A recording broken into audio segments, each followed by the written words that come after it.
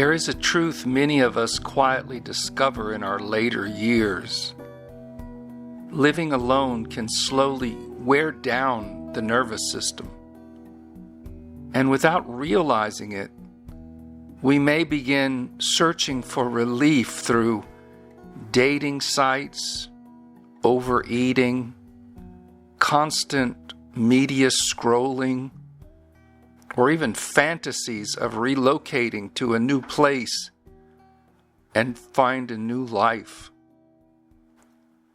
But what we are truly longing for is not simply romance or stimulation, but physiological coherence. This is a body-mind state where we feel safe, connected, purposeful, and steady inside our own skin. Now, the beautiful news is this: coherence is not dependent on finding the right person or the right town. There is a physiology of inner harmony that can be cultivated even in solitude. We can shape it intentionally, not as a belief system, but as a compassionate daily practice that actually supports oxytocin, dopamine, serotonin, endorphins, and healthy vagal tone.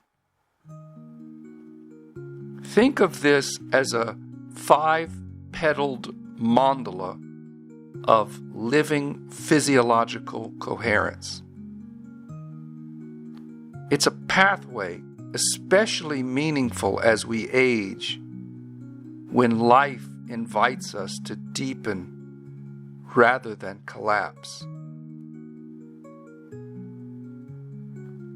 Here's the first petal: safety and belonging for oxytocin. Oxytocin is the chemistry of trust, warmth, and I am not alone in the world. And we can nourish it through simple activities, like placing a warm hand over the heart, drinking tea slowly, taking a soothing bath, or wrapping in a soft blanket, spending time in nature, or gently tending a plant or a garden.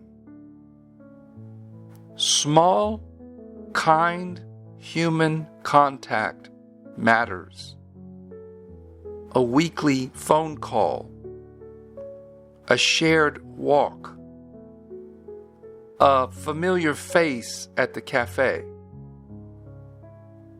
What oxytocin hears is not intensity, but tenderness, ritual, and reliability. We are telling the body, you are safe here. You belong in your own life. Second petal: meaning and motivation for dopamine. Now, dopamine thrives not on grand achievement, but on small, achievable steps. Learning something new, a creative expression, a physical movement, acts of service, even simply tidying one's corner of a room. These give the brain a healthy sense of forward motion. Celebrate the step itself. Healthy dopamine is not frantic. It is rhythmic.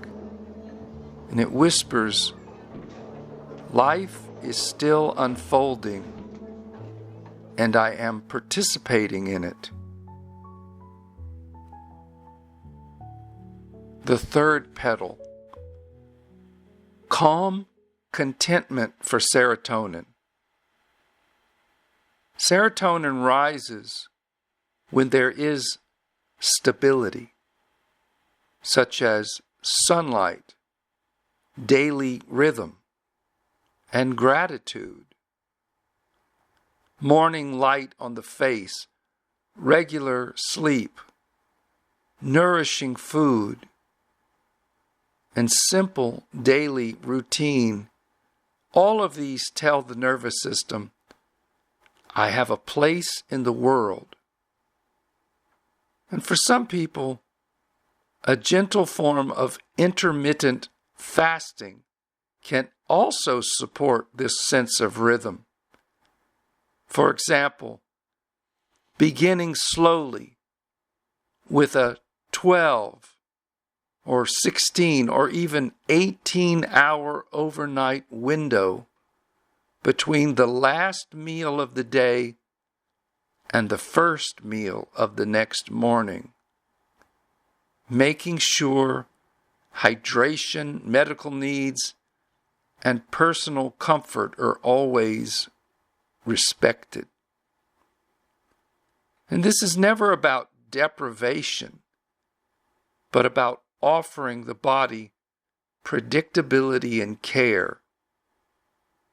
And this is what the Buddha found in the Sangha, the community of monks, a sense of shared rhythm and inner refuge.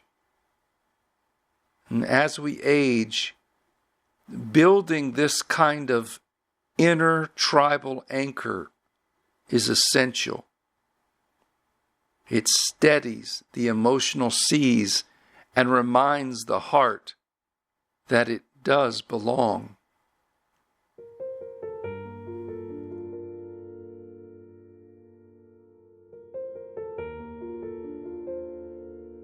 Fourth petal, soothing and healing for endorphins.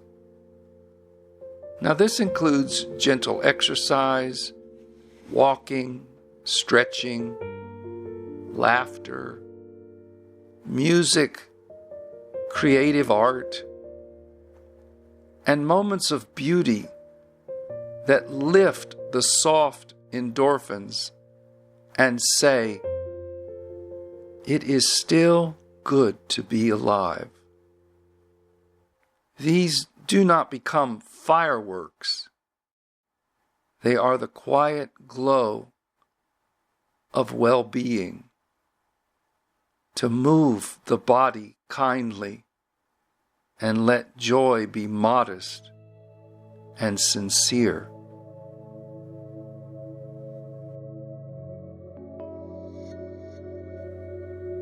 Fifth petal, vagal coherence and still presence. Slow breathing, long exhalations,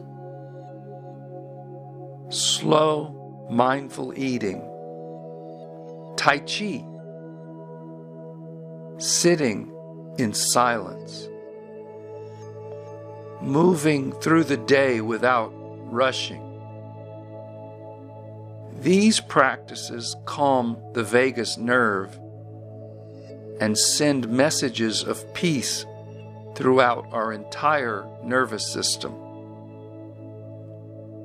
Stillness becomes nourishment rather than isolation. Silence becomes companionship rather than exile. Woven through all of this is what I have called pragmatic presence, living with kindness, boundaries, observation, and non-collapse. We stop expecting the outer world to rescue us, and instead, we learn to root gently where we are. This does not mean we will never love again or never relocate. It simply means that any change we make will arise from coherence rather than desperation.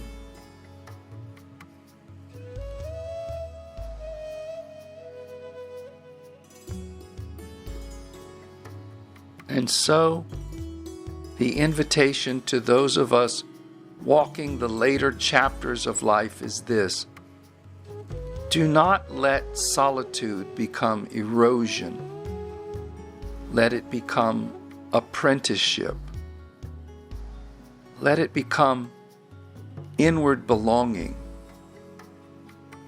Build your mandala slowly, according to your own rhythm, your cherished values, your nature, and choose practices that feel kind rather than pressured. And let your life become a living laboratory of compassionate awareness. Because even in solitude, especially in solitude, the body and heart can remember how to feel safe, purposeful, connected, and whole.